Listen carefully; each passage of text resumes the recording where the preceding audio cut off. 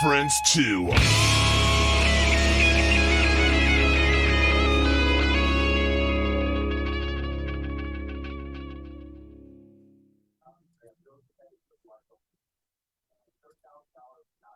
Yeah, buddy, what's going on? Well, here we are on another week. Right on, right on. Anything spectacular happen over the week? One notable thing that I wanted to touch base on tonight. There's rumors flying, I don't know. John 5. Right. Mick Mars. Yeah, kind of a strange thing there. I'm torn on the whole thing. Like, hey, more power to him. Like, if it goes that way, if like Mick's cool with, stepping out and all that jazz, I don't know. But other than that, we have a guest, and I think we should get into that. What's going on, Ken? Welcome to Bleach Bangs. Nice to be here. Thank you. Awesome. Do you have any input on John 5 replacing Mick Mars? I don't know, man. I don't. I just did an interview with Stormy Deal, his daughter. Super nice.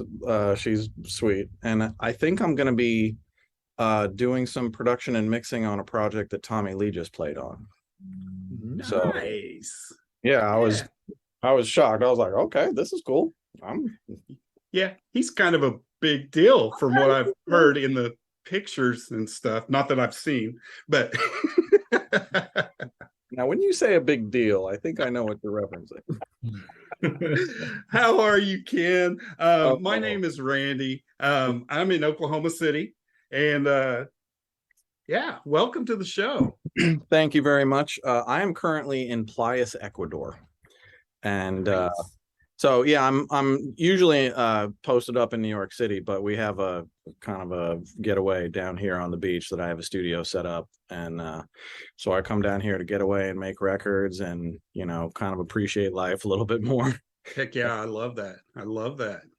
So yeah, I'm down here kind of working on a lot of the new Obscene Stealers stuff that's coming out, and so for those that don't know, that's my group.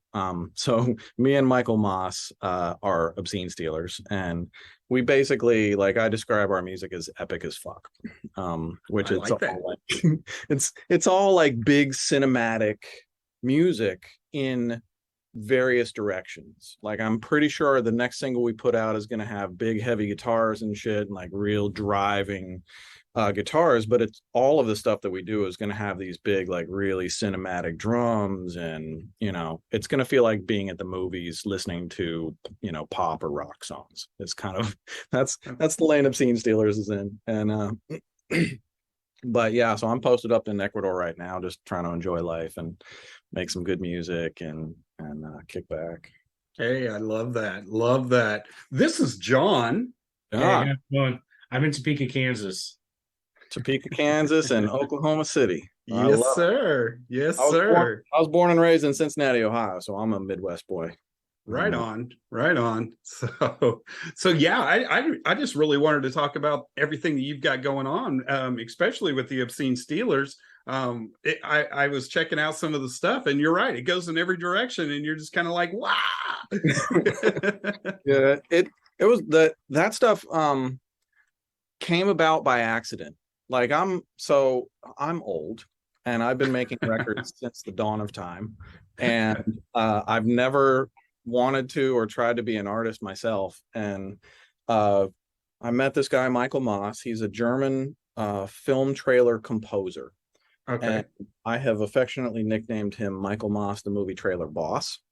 Because he's scored trailers for like the Batman and Mulan, Star Wars, Fast and Furious. Like the dude Holy is shit. fucking serious. Right. So we made, of all things, a Christmas record together last year. And you know, when like creatives just click, you just know it. And he and I were just like, we work together really well and we like each other. And so he was like, we should do more. Why don't you just send me some stuff to work on? And I was like, so I put together a folder of acapellas of songs that I'd written in the past that I had never found homes for or had never released. And I was like, let's see what he does with this. And he started sending me back mind-blowing shit. So I was like, there's something here and the two of us should do this. So that's how Obscene Steelers was born, like really by accident. And now it, you know, it might be the thing that vaults me into the future. Like, you know, my other shit is I'm a producer, mixer, arranger, musician, vocalist. What else do I do? Engineer, songwriter, sample recreator, educator. I've got way too many irons in the fire at all times, but that just seems to be the way I like it. So that's awesome. That's awesome. Yeah, I love having producers on just because I love trying to figure out how they think and how they do what they do. I mean, it's just amazing how like Mutt Lange can take something and just make it so fucking huge and go in a whole direction that like Def Leppard wasn't even thinking, you know, and just make it work. And it fits the time, it fits what's going on, it just fits. And those Mutt Lange Def Leppard records back in the day, holy shit. Yeah.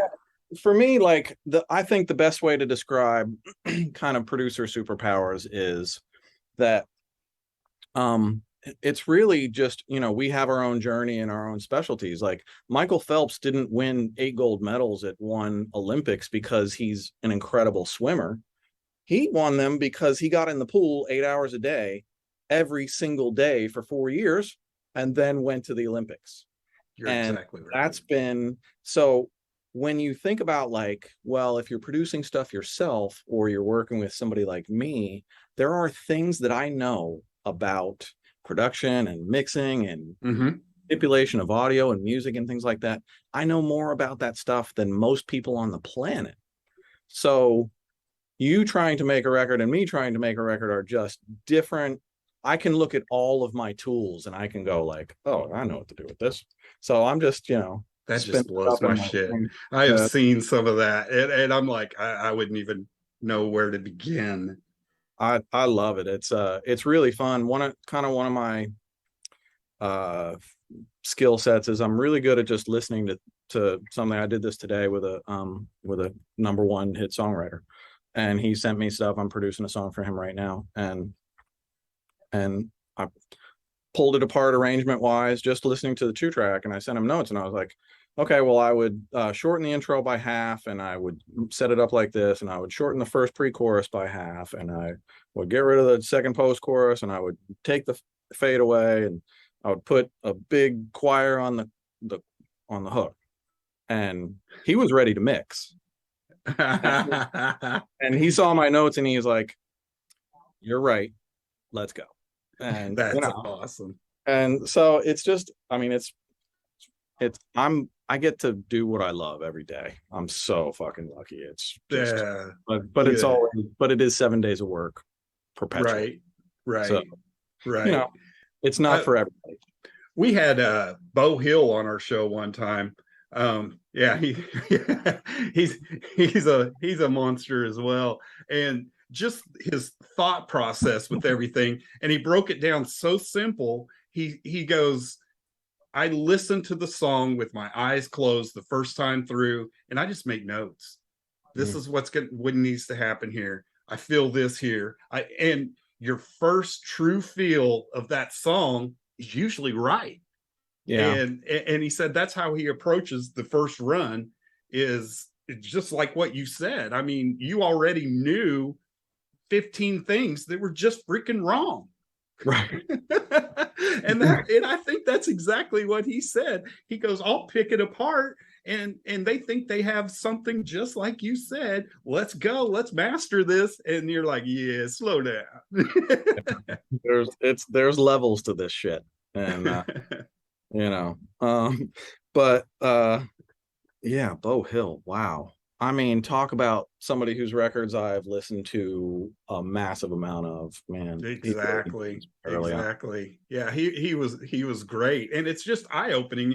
And when I saw that you were a producer, I'm like, you know what? We need another one on. Because I just love how you guys think and how you transform things into something that is just so sellable.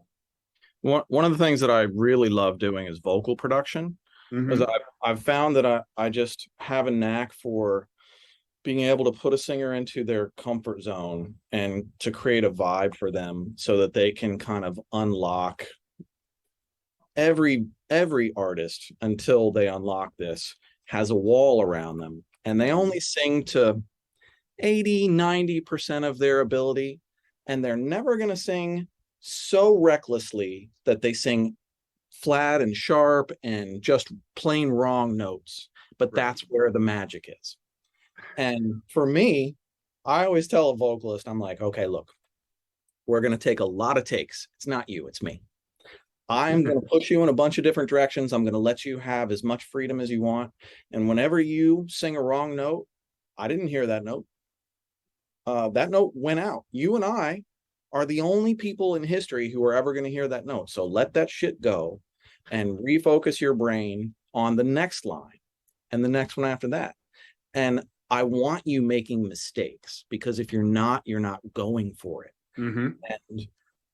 And there's a ton of other techniques and shit like that, but it's basically kind of a gentle pushing process. And I've done this so many times, and I've just seen vocalists who are really reserved just open up and deliver the most amazing vocal performances. And when you get to experience that and bring that out of somebody, it's a fucking high.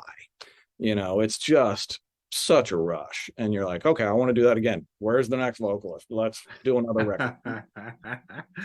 I love it. So I've got a two-part question going along with this. So what's been one of the easiest projects for people to work with, and what's one of the most challenging? Easiest. Michael Moss is pretty easy to work with, but heavy hitter easy. David Byrne was a joy to work with.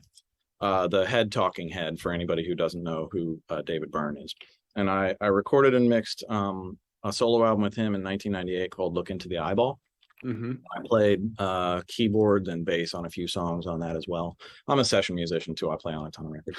Cool. And so David would show up. So we were working in like downtown New York City. David rode his 10-speed bike through the city to the studio every day. On day one, the band is out in the control room, or band's out in the studio, and we're in the control room. David brings the band in, and he's looking through the menu book, and the intern's there, and the intern hands David a sheet of paper, and David puts down his own order, and then David hands the menu book to the bass player.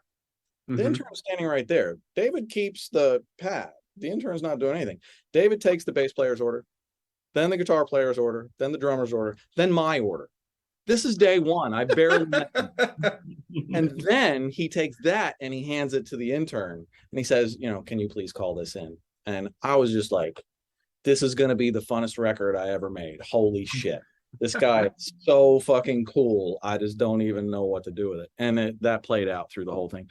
Difficult. I mean, one of the obvious ones would be Kanye. My God. I couldn't imagine. So here's just an aside for what the fucking lunacy that Kanye is doing right now. I believe, and everybody says whatever, but he's got admitted mental problems. It seems like he's in the middle of a bipolar break. Mm-hmm. And if you ever knew anybody in the middle of a bipolar break, they don't know what they're saying. And I don't think he does either. I'm not letting him off the hook for it. My God, somebody needs to wrangle him in. But, so anyway, he was the most difficult. But also, like, I love being challenged, and I loved being challenged by him, because not only was he the most difficult, he opened up the most doors for me. In that I became the guy that when Kanye knew, and I've worked with him since before anybody knew who Kanye West was, before he was an artist. So when he was an artist, I became the guy who, whenever he wanted a certain sound or sampled something that he couldn't clear, or had a vision for something that nobody in his inner circle could accomplish in the room, then he would call me and he'd be like, "Hey, Ken," or his guys or him or whoever. Mm-hmm. And they would tell me whatever, and I would get it done. So I became the figure it out guy. And that led, I mean, it's amazing the doors that it opened. I worked on Gold Digger and Heartless and all of the lights and Power. And I mean, the list goes, all falls down. It's just, I think I've got 20 or 25 gold records with him. And I probably missed another 10 from work that he called me for and then didn't use the work. And, but good problems to have. Right. But, he's a difficult person, but he is the most brilliantly visioned person maybe I've ever worked with. And I don't care what anybody says about him, and he's crazy now. I'm sorry, Kanye. I love you to death, but you gotta hear it. But musically, he's changed the course of music several times in his life. I mean, completely. I actually hope they don't mind me saying this. Avenged Sevenfold brought me out to LA to produce for them for a week of pandemic, because I had produced certain things for Kanye West that they really loved. And they were like, we have visions for different sounds that we want. And it wasn't hip hop. They weren't trying to go hip hop or anything like that. Yeah. But because, like, okay, so some of the things I've done for Kanye West, I produced several choirs for him. I produced the horn section on all of the lights. That's all live horns. That was all done by, I produced it. I didn't play it. I don't play horns.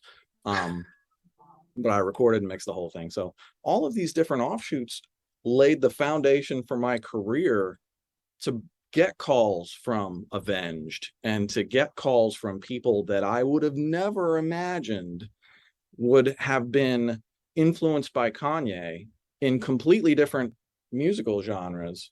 Absolutely. Yeah. It's been really wild. So, it's difficult, but it's worth it.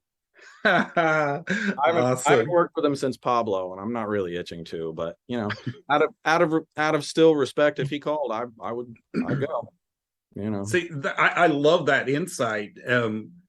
You're saying he's a very talented individual, and us looking from the outside, we're just kind of like, does everybody else do everything for him? Does he just go in and lay it down after it's all built and everybody puts the foundation down for him, or does he do this himself? One of the most brilliant things about him is he can do it all himself. He can't play, but he can create beats and sample, and he can create full musical soundscapes, no problem at all. He's produced a ton of artists. When he started making his own records, he could have produced everything himself, and just it had been the Kanye West show. He had the foresight to go out and get the heaviest hitters to surround him so that the albums that he made would be classics. And he's always done that. And if you look back, if you're a hip hop fan, The College Dropout is going to be listened to for all time. My Beautiful Dark Twisted Fantasy, Pitchfork called the album of the decade. And I agree. And, I mean, that's him surrounding himself with highest level talent when he doesn't need to. And what he does, he's like the conductor or the, the ringleader. And it's his vision and a lot of his execution, but it's his wherewithal to reach out and ask opinions, and then survey the heads in the room, the guys that he really trusts, and go like, okay, what do you think? And then he reaches out to different people for different skill sets. I'm the figure it out guy. We know what we want, but we don't know how to get it. Ken always figures that shit out. He can do anything. Call me. And, other guys serve other roles, and, but to me, that's always been his brilliance is he's a great producer, and he surrounds himself with great producers. Not many producers do that. Very insightful. That's awesome. That's awesome. How about the drums in Girl on Fire? Tell me a little bit about that. So we cut those at Alicia's studio called The Oven in New York City. Mm-hmm. And right next to Jungle City. So I just got a call one day from my friend Ann Mancelli. Ann owns Jungle City Studios. If anybody needs a studio in New York City, Jungle City is the best. Awesome. Love working there. So Ann is like Alicia Keys right on. And I've known Ann since forever. So she called me up. She's like, we need some drums on this song. And I was like, okay, what do you need? We talked. So I brought my session drummer, Dylan Wissing, down to Alicia's studio, The Oven. And we set up like 20 or so microphones all over the room, close, far, near. We brought maybe 10 kick drums and about 20 snares. And we spent all day just capturing different weighted hits on different snares at different tunings and different dampenings and shit like that. Same with kicks, and then we would play patterns and shit like that. Mm-hmm. And then I basically took all of those sounds and I took them back to my studio for 2 days, and I just layered and crushed and manipulated and until it became the drums that they were. One of the secret sauce on that was, Dylan says, he's like, let me try laying a splash cymbal on the snare head. It's going to sound awesome. And I'm like, what? He's like, trust me. I'm like, okay. So he puts a splash on this. That was the sound. Oh. So if anybody wants the Girl on Fire snare drum, put a little splash cymbal, right? Don't tape it. Just let it sit there. And that was the kind of the secret sauce that we were missing. So who knew? That's amazing. That is amazing. But I also did the big drums on Fun We Are Young. Okay. That's my snare. And kick. And that was a totally different process. That was all just, one shot drum hits that, from like a sample service or some shit like Splice. Mm-hmm. And just layering those and manipulating until it became what it was. And so completely different process, but similar results. But you knew what the final outcome, you knew what you wanted. It was just trying to figure out how to get there. That's awesome. Yeah, it's you always, I found I always have a vision for where I'm going, and it usually doesn't end up perfectly like that. But it gives you a barometer and a sense of, okay, I have a pretty clear picture of where I want this song to go. And I have a pretty clear picture of how I want to get there. And I know we're going to meander and deviate and create awesome things that I'm not hearing right now. And we're going to find an amazing finish line, but this is the direction. And that's kind of how if I listen to a demo or something like that, that's usually kind of how my brain works. And I can kind of hear the whole thing in my head put together. And like I said, it doesn't end that way, but somewhat in the ballpark, Get you. Wow. Yeah. See, this is what I love about producers. They just blow my mind how they come up with this stuff. I guess it's like movie writers and stuff like that. It's just like, how did they come up with this, and how did they get this final product that is just so huge and so big, and how do you get there?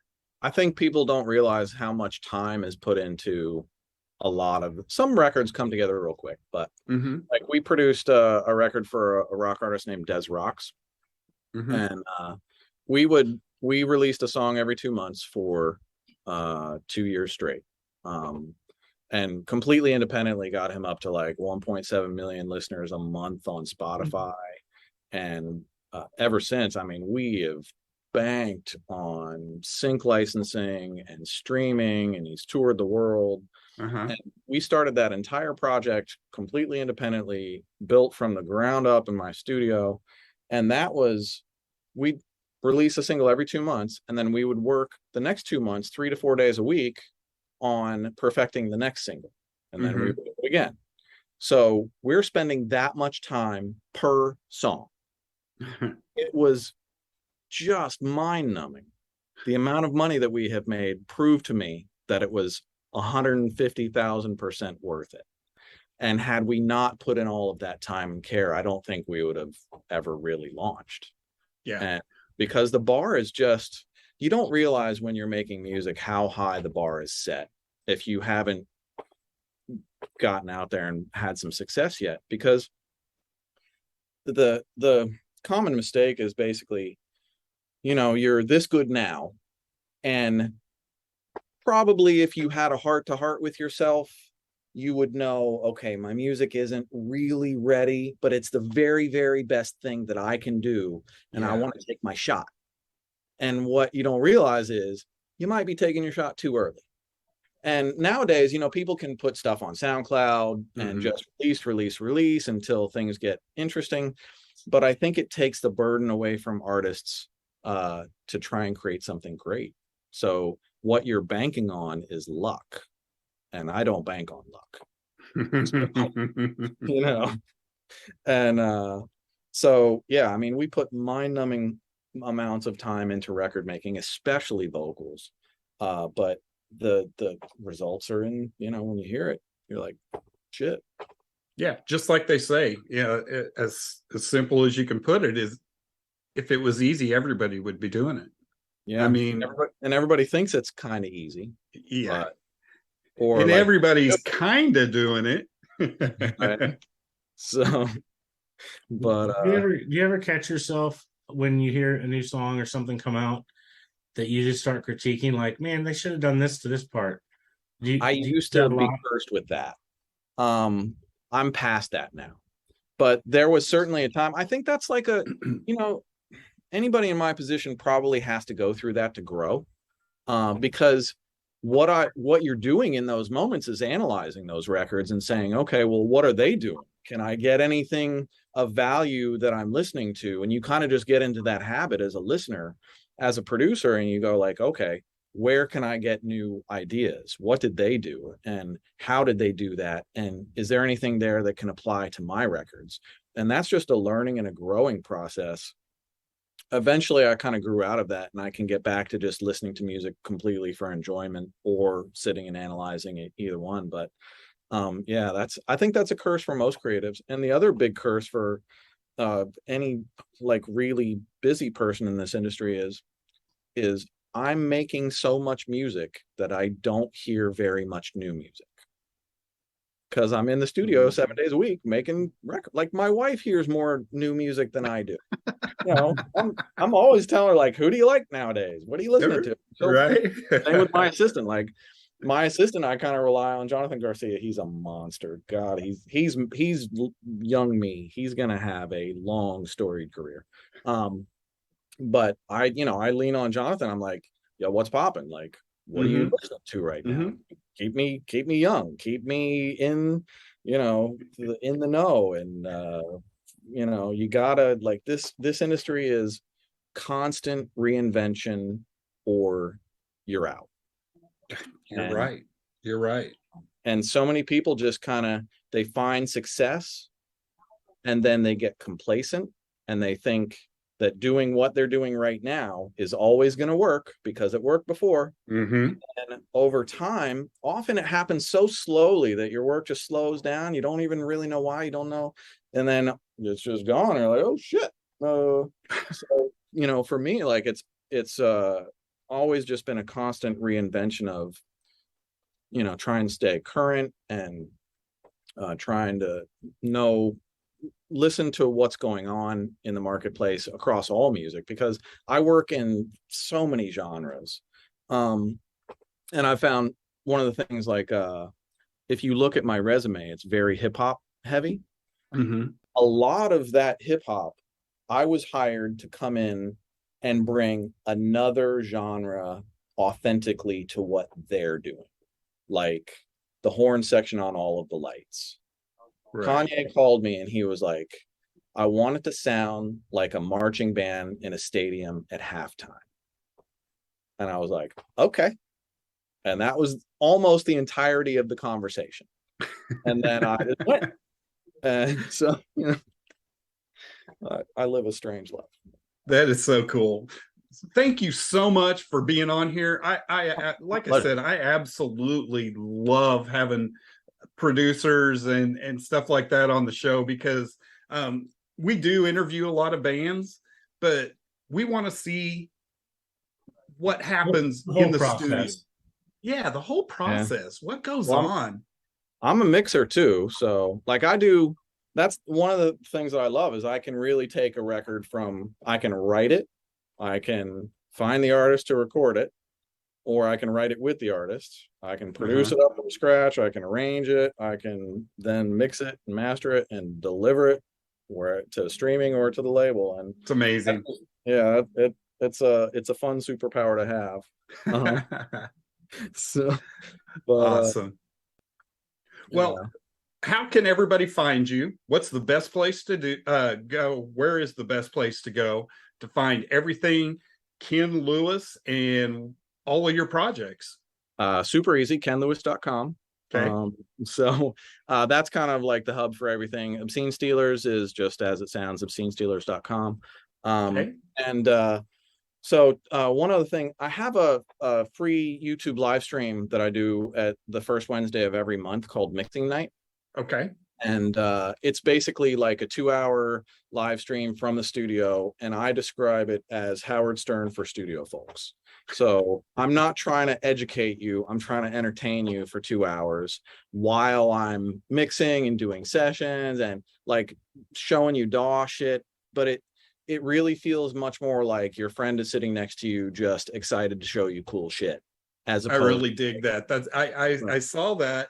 And I was like, that would be really cool, because I am very interested in what you do, because in my younger years, I was like, the show. I think I will watch the show. It's so much fun. You can on Wednesday. Yeah, well, it's coming up. November 8th is the next show. November 8th. But we started Mixing Night the first week of lockdown. And I started it because I had my friend from Germany was over and he got stuck. So he lived with us for 3 months while we were locked down.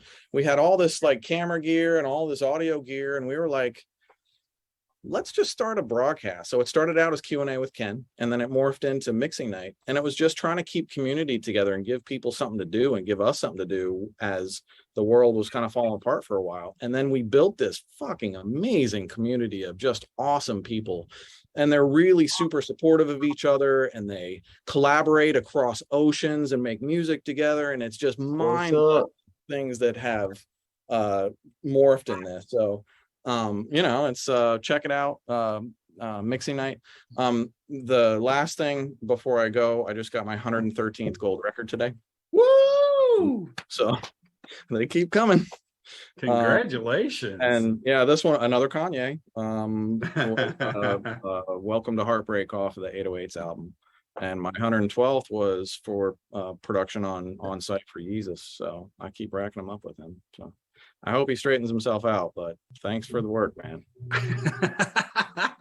I love it. Thank you so much, Ken. It was an absolute pleasure having you on tonight. It was a joy for me too. I really like you guys. So thanks for having me, and you guys take care. All right. Have a good one, sir. All right. Bye, guys. Everybody, that was Ken Lewis. And now we're joined by 75% of Misfire. Hey, what's up? What's up, guys? What's up, John? How you doing, buddy? In case you guys don't know, my co-host Randy, he is in Oklahoma City. How's it going, bud? y'all? How's it going? Hey, cool. Spectacular. Let's talk to you guys. What's up, Timmy? About Hey. this Cool. Let's crack a beer too. Here you go. Happy guys just belated did. birthday, man. I tried getting at you. Oh, thanks, brother. How was your tour across the states that you just got done with? It was a trip, man. It was awesome. It was challenging. It was a time that I will never forget. I'm sure the guys agree with me on that one. Oh yeah, absolutely. It was wild. Yeah, but it was so fucking good. The shows were amazing. It was honestly the best tour I've been in, and the best tour I've done. I think out of all the stuff I've done, I think like this one just had all the ups and downs and all the things that people talk about, like It was storybook. it was storybook. Yeah, it was like there was pits every night. There was people that gave a fuck about us. There was things that I've never seen in my entire life. Mountains and stuff. There was mountains, and there was van problems, and there was this and that. It was And very, problems on top of mountains. Yeah, those mountains killed our van. It could have been worse. It could have been in the winter in the mountains with van problems. He's We not got wrong. beat up enough in the end of the summer, so I couldn't imagine our chances in the winter. But we're training. Now we know. We'll get them next time. Yeah, now we know. Yeah, we're just gonna get a tank. So fuck those mountains. I have a specific question for Tim, because this was your first tour joining the band. Like, how is everything for you transitioning in as the new singer and then just hitting the road? Smooth as butter, man. Like I thought, thought there would obviously be some like shakiness going on, but like that was the first thing I was asking these guys every night. I'm like, are you guys nervous at all about this? Like, because I'm not really nervous about any of this. It just feels right, felt like obviously the pieces were there and stuff, but like I walked into this brand new. I'm still only about 3 months into being in this band, and feels like I've been with these guys a hell of a lot longer than that, needless to say. I think one of the things I got to see, I want to say like your first show. You did see our first show, man. Yeah. You are also our first hotel room as well, man. So And for anybody that hasn't had a chance to see these guys when they're out on tour, Misfire is straight raw energy when they hit the stage. Like before they started, they had their intro going, and I was kind of standing back a little bit, soaking things in. And then Tim is doing push-ups on the floor of the bar and then running to the stage. And I was looking at him, I was like, that's not the floor I would have done push-ups on, but okay, buddy. oh, dude, I would have ate my meal off of that floor in comparison to some of the other venues. So you guys keep it tidy over there. Oh, damn. Mic drop. It was such raw energy though. And I know that we took my neighbor's son to the show. He's 15. He may still be watching right now. He was on a little bit ago. James, you made his day 1,000%. He broke a pedal, gave it to him after the show. Yeah, I snapped the freaking bass drum beater in half that night. That's how hard I was playing. Yeah. Like on the first show of the tour.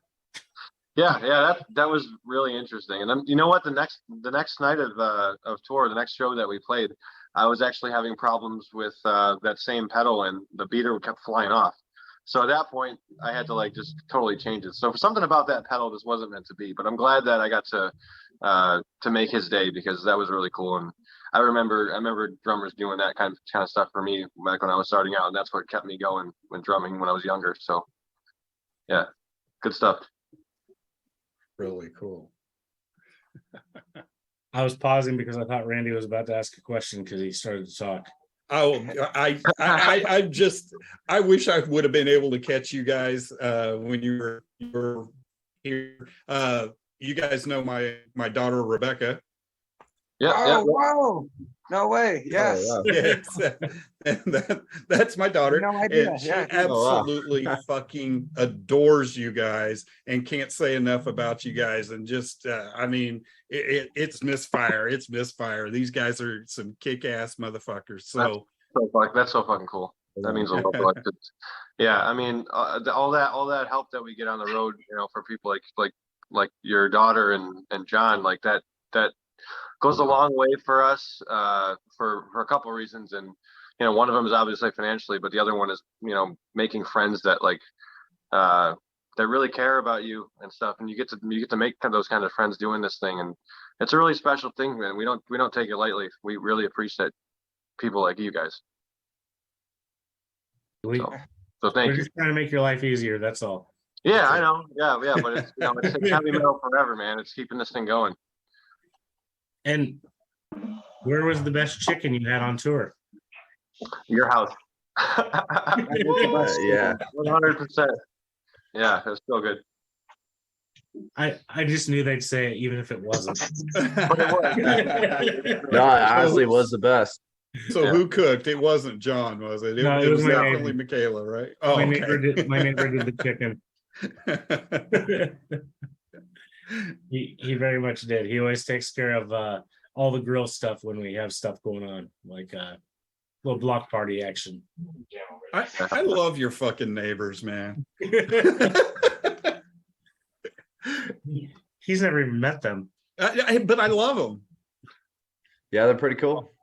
Yeah, very cool.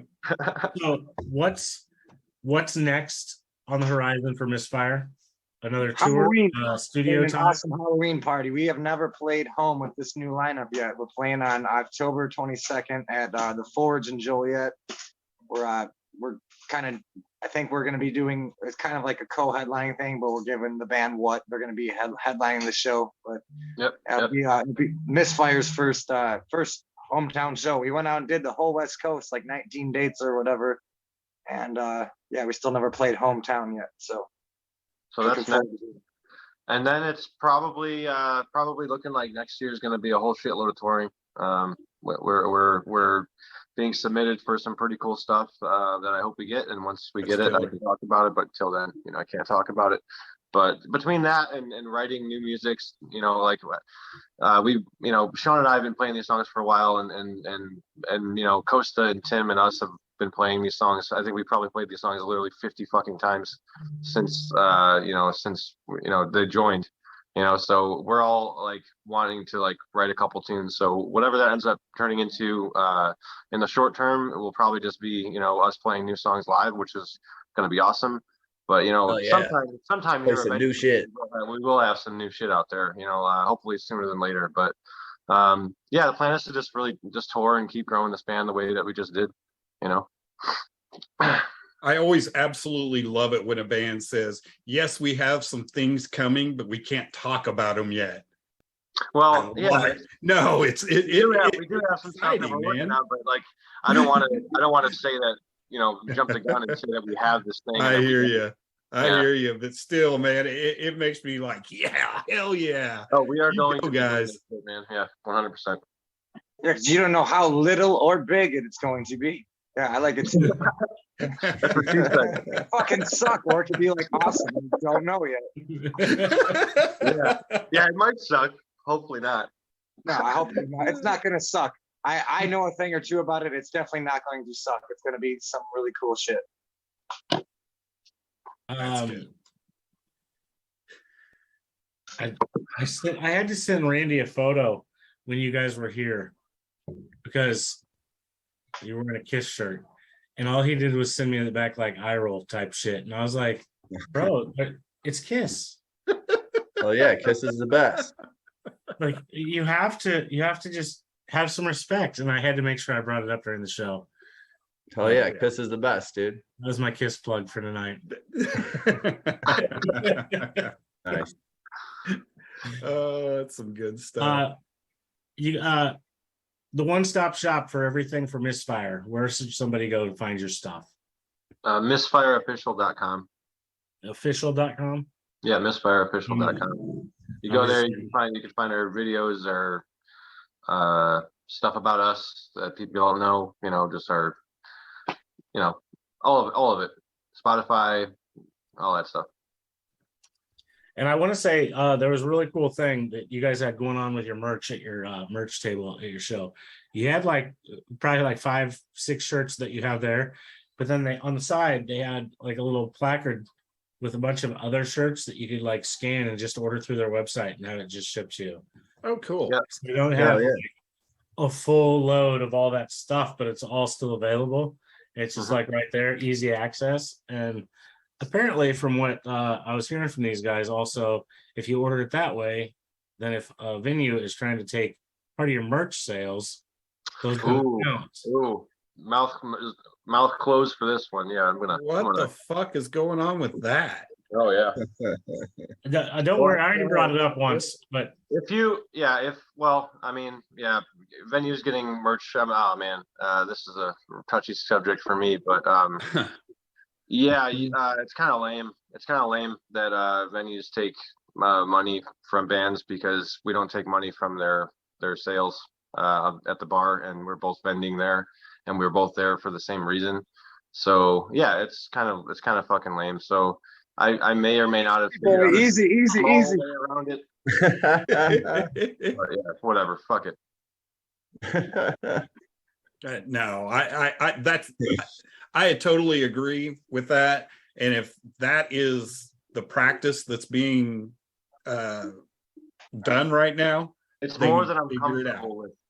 It's like you're gonna take 20% of our merch. Okay, well, this person gets this and this person gets that, and then we're left with this, and that's way less if 20%'s gone. So you know what I mean? It sucks. It's lame. And God forbid your van break down in the mountains. Exactly. Yeah. Yeah. Yeah, that shit ain't cheap. Some bullshit. Bunch of fucking bullshit. Yeah. I was gonna say, I can say it. That's some bullshit. Yeah, it's lame. It's lame as fuck. Yeah. Sucks. What the fuck are you doing, Tim? Where are we going, Tim? we're going on an adventure. Dude, Tim, you're always going on adventures, man. Yeah. So when we were out on the road, we'd always be like, dude, where's Tim? I don't know. Where's Tim? Where's Tim at? And it ends up being he's just taking a shit, right? He's just taking a shit for an hour and a fucking half or something like that. Why not? He's changing up the scenery. Yeah. He knows when bus call is. Yeah, I'm just gonna. Sorry, I gotta poop. One of my favorite questions to ask when we have multiple members of a band is what is it that you're listening to now personally? Some of your favorites. Someone else go first. Okay, fuck it. I'll go and say it. It's probably not the most metal choice, but I missed out on the Ramones a lot of my life. So I've been fucking all about the Ramones for ever. I know it's shit that kids get into when they're in the 8th grade, but I never got into them until 2 years ago. A lot of good harmonies and songwriting there, but I don't know. I love it all, man. I love it all. I love it all. I've been listening to this record I got for my birthday or Christmas a while back, and it's Boz Scaggs. It's jazz funk shit. It's pretty badass. I was like, damn, what's this? I thought it was gonna suck, but it's pretty good. Gonna have to say I wasn't expecting that.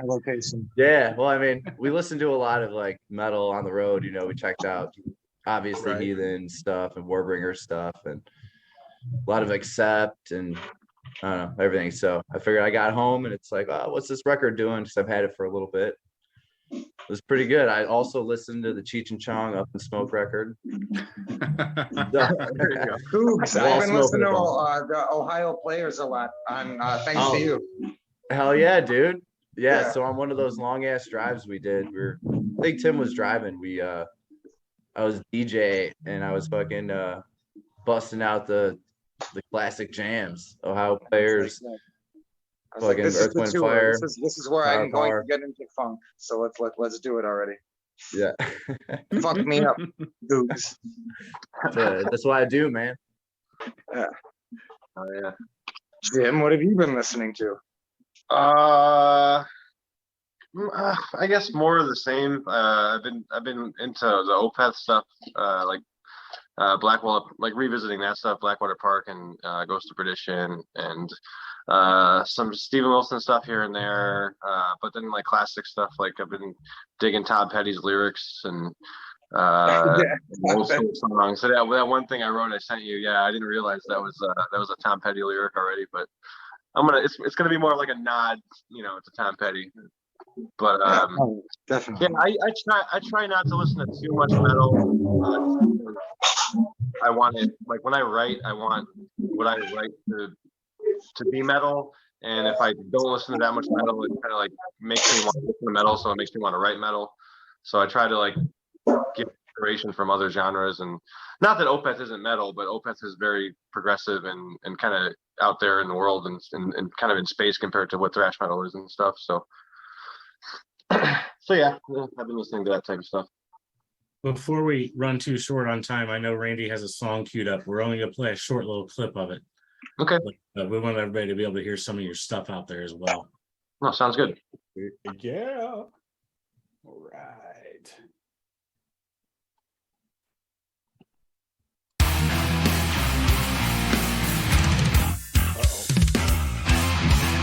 Oh, dude, I love this one.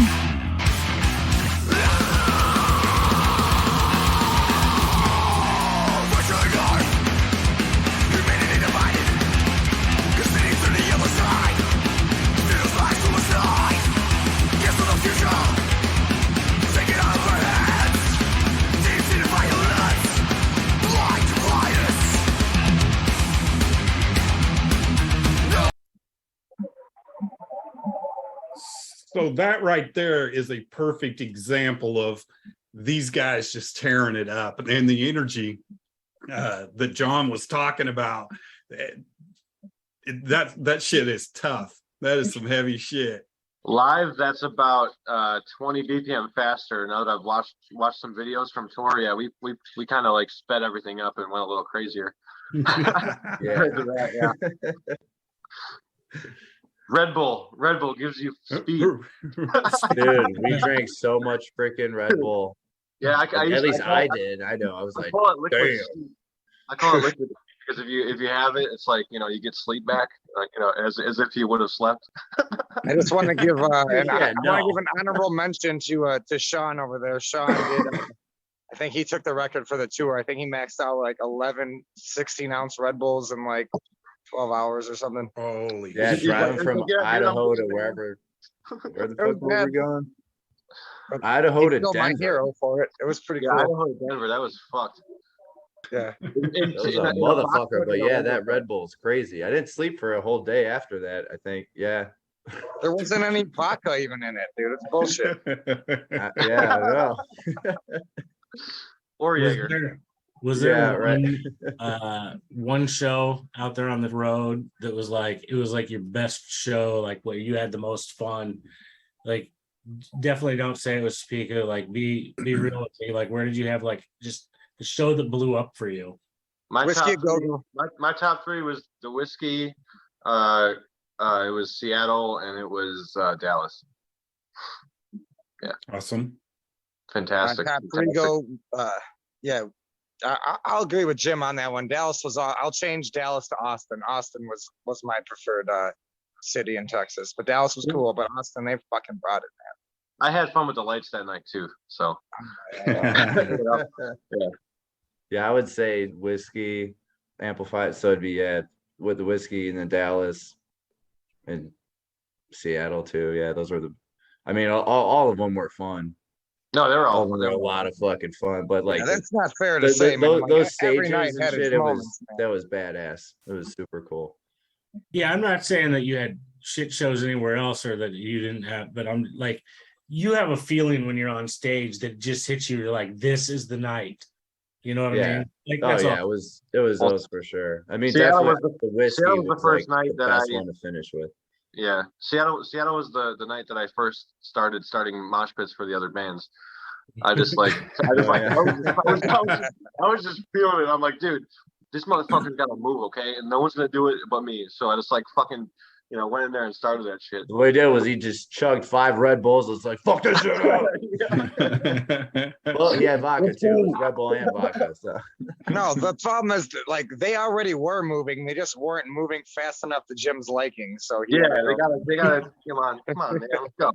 Let's have some fun. shit Don't up. worry about it anymore. Stop thinking so much, Yeah. Stop thinking and respond to me pushing you. Yeah, it was cool. It was cool. We brought this question up at the beginning of the show. There's rumors that John 5 is going to replace Mick Mars and Motley Crue. Do any of you guys have thoughts on that? That's the first I've heard of that. Why is that happening? Why is it even a concept? I know Mick has some illnesses and stuff. If that's a thing, I could see it happening for sure. Their look is, I guess, kind of similar, and John 5 can play anything, so he would be a good fit, and that's a lot of money for him. So that would be, and he knows like he's in the same circle as that, so like why not? It would be a good fit, I guess, if he doesn't want to do his other stuff. But I think his other stuff's better than Motley Crue, so I don't think he should do that. But yeah, that's how I feel about that. Adding to that, it seems like Rob Zombie's brought back his old guitar player from what I saw. Yes. Rumors, but so something has been shifting. We just don't know where it's shifting. Well, if it's a rumor, like the way that things go nowadays is it's correct.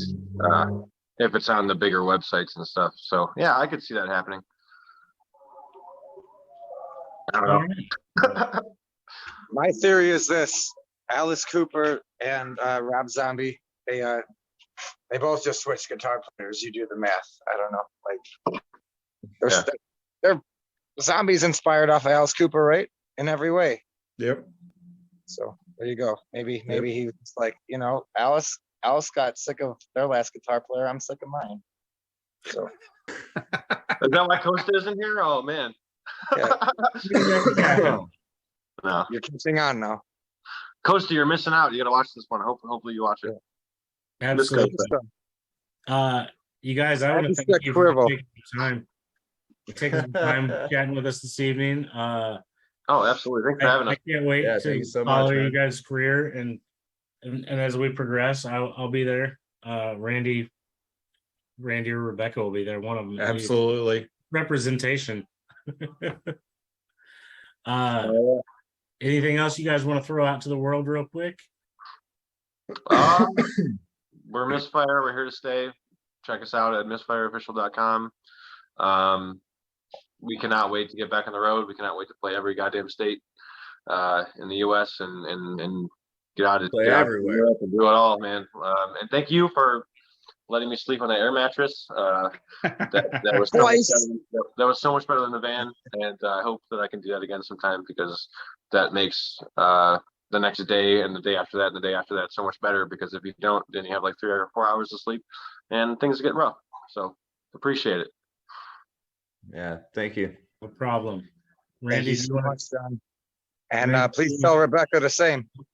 Oh yeah, you bet. Please. I know she's gonna watch this.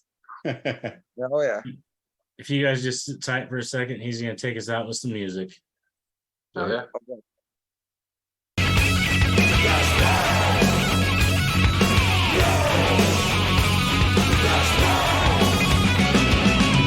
We bang your ugly friends too.